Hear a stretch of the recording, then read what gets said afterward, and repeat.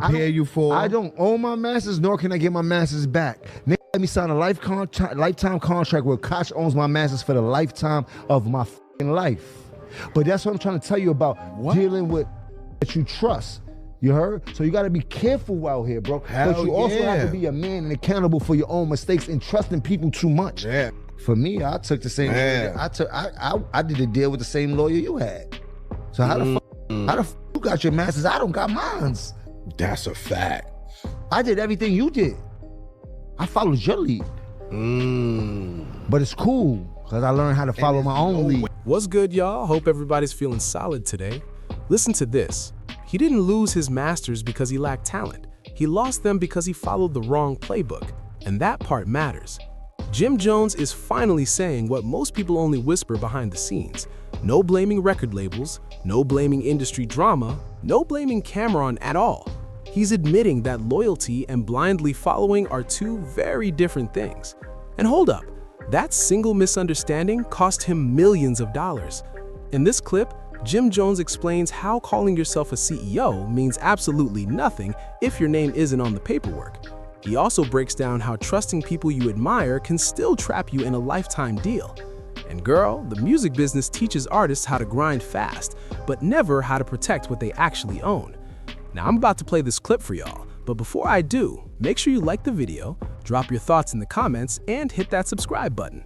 Let's get into it. Look at it as when everything went left with Dipset, you took him more under the little brother role. At that point, I had to. It was way too late for the advantage that was taken of him already.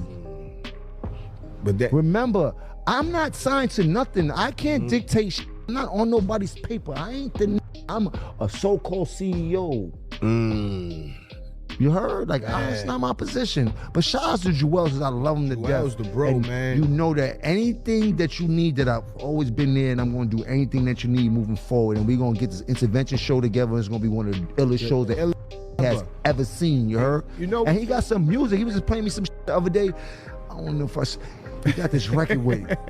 I don't even want. I'm not gonna ruin it for him. I'm not gonna ruin it for him. But boy, he got some that's going on right now, present day, that he gonna fuck up with. Word, man. Like even through our feud, right? Like Santana used to be in the studio with us, and Brielle with Bathgate, hard. Like he used to be around all the time. Like, and one thing I always respected Santana. Like even when we had our drama, if you ever really pay attention, Santana never said my name. He didn't. It wasn't about him. Yeah, like. And he tried to play his part as much as he could without feeling like he was doing something he didn't want to do. You understand what I'm saying? Yes. Because I always respected him for he that. had relationships with you and these people before he had relationships with us. And he definitely you heard? And he always used to say that like that, you dig? And then it just is so crazy how in my heart Santana could have been just as influential as Jay. And I always say that.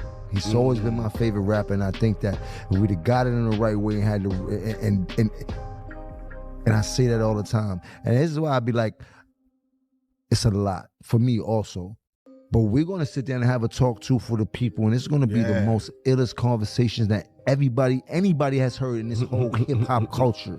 That's right, because you know him better than anybody. It's gonna be bone chilling to see a multi-platinum artist go through his history of how this game can take you up and take you down. Like, he got a cold story, bro. One of the youngest artists and the biggest artists. You dig? Like, they don't talk about these child prodigies that get handled the way they get handled and shit like that. And it's hard, but I'm willing to show my half of it. Yeah. Because I ain't innocent. I played a hand in it. You heard? Because of what we were doing. You was chasing the win, man. It's a business, but it was a business of how they teach us how to do business. Yeah, I wouldn't fault this on Cam. You heard? I can't place that blame on him. I faulted on how the game was taught to us. Yes, the game is. It ain't. You understand what I'm talking about? It's the people tell you like, nah, you gotta get this percentage. Now take this from them. Take this from them. Like these niggas artists wholeheartedly, bro. Like, and I've been watching this, and I'm like, God damn. And you only know what you know until somebody sees you something different, until it blows up in your face. And if it didn't blow up in our face, then I don't think that it would ever come to this place where we are right now, where there's a possibility where he can get back to what he lost. No, that's a fact, bro. You heard? This game is crooked, bro. Like, it's a lot of they don't teach you coming into it. They don't tell you. They don't prepare you for. I don't own my masters, nor can I get my masters back. Nigga, let me sign a lifetime contract where Koch owns my masters for the lifetime of my fucking life. But that's what I'm trying to tell you about dealing with that you trust.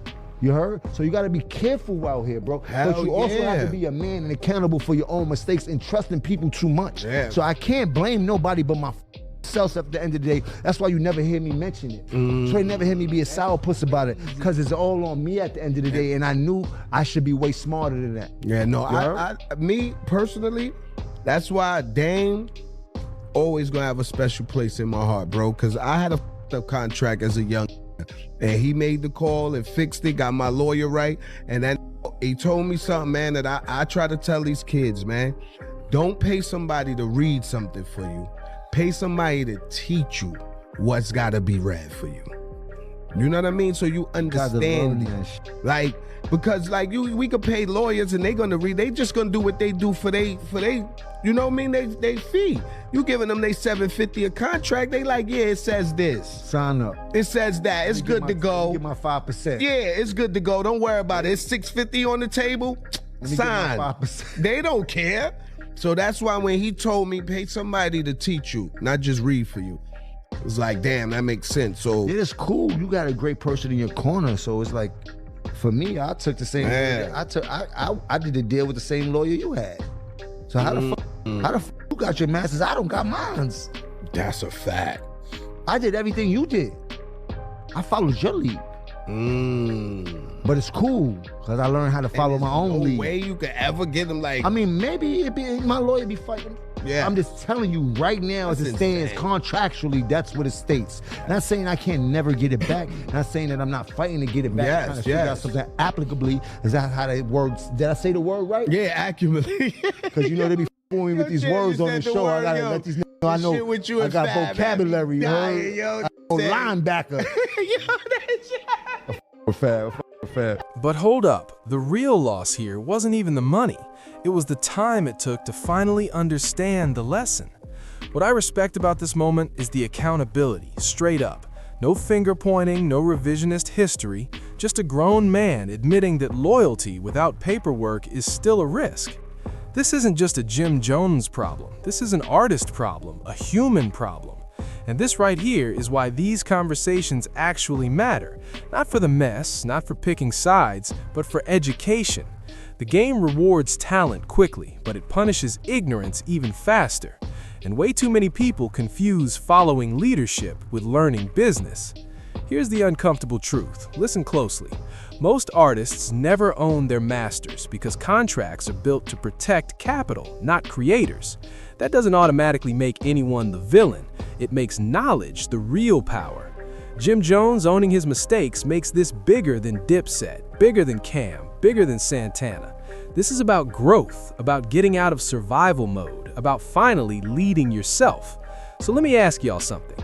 Do you think Jim Jones would have moved differently if he had real business knowledge earlier in Dipset? And how do you think the Dipset members look back now at loyalty versus ownership? Let me know what you think in the comments, and don't forget to like and subscribe.